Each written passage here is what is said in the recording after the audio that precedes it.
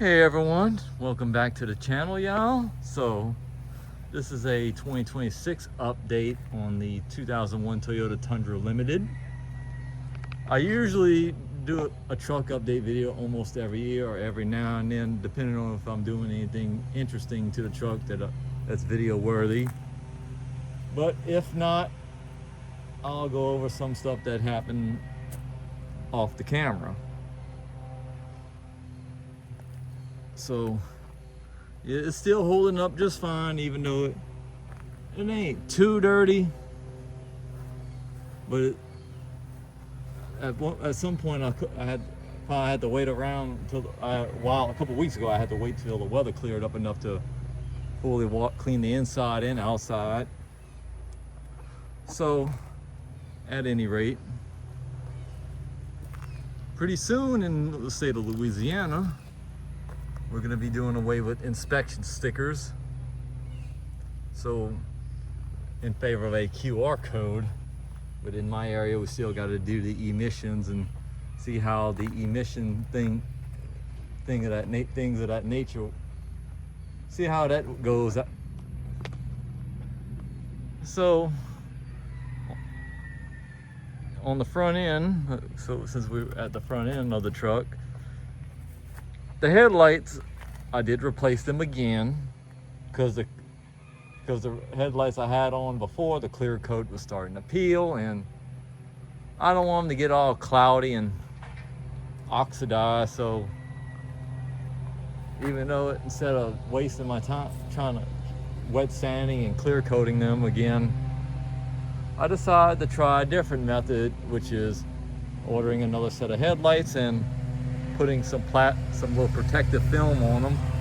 Even though it's still holding up pretty good, even though I had put it on there even though you still got a little imperfections, but other than that, it's still holding up good. Let me give you a little walk around of the truck, because not much has changed.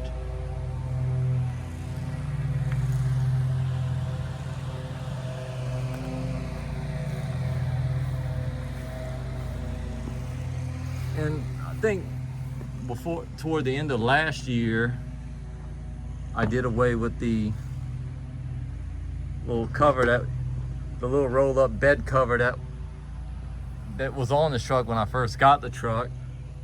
The problem with it was when when I'm driving, sometimes the thing wouldn't stay secure. It was mostly loose and it would make a bunch of noise, and couldn't have that. But other than that, I can be able to haul stuff now without that thing in my way. So let's move on to the interior.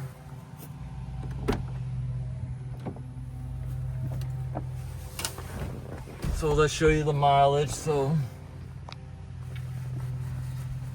before we start talking about everything else, that even though not much has changed on the interior, but for a couple of things which I'm going to address. So we're currently sitting at 158,000 miles. Let me go ahead and turn that off and push this back in. I did replace the Pioneer double din back in, I would say around the end of February, because the Pioneer double din was a good radio, but I decided to opt for a little something more simple. Even though I wanted something that could still work with my phone,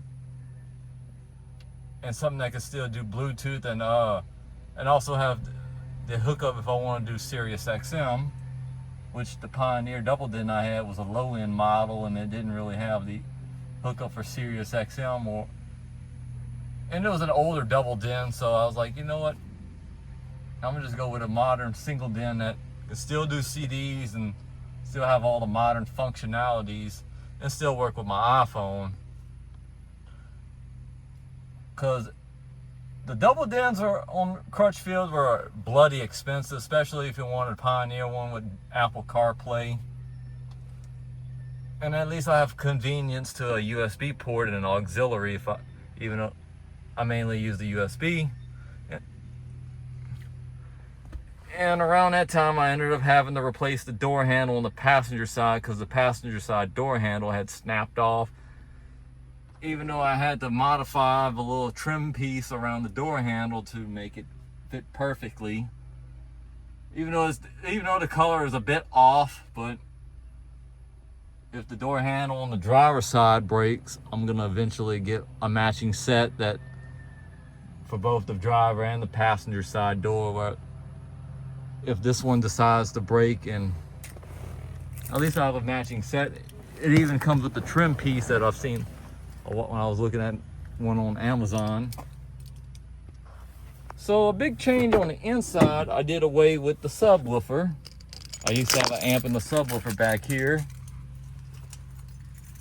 So let me tell you a bit of a little dilemma that I've had with the amp and the sub.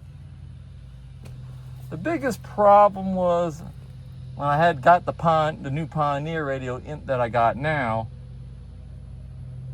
When I Crutchfield, they assembled the harness and didn't know. Sometime when I want to listen to music, only one speaker would work, which you'd get music from the sub. But I was like, something wrong with my speakers or something. I was like, cause I thought something, cause I was getting like a low volume. So when certain songs, when the bass hits, you'd go and turn my amp into protect mode. I was like, we're gonna have to investigate. It's either the amp or something going on, but I had to fix the wire harness that was assembled from Crutchfield, because it was like none of my speakers were working right. So since I fixed the harness, all 4 speakers are working, and plus I needed the extra room in my truck to put stuff. So it's still holding up just fine. So I thought about doing a hideaway sub at some point.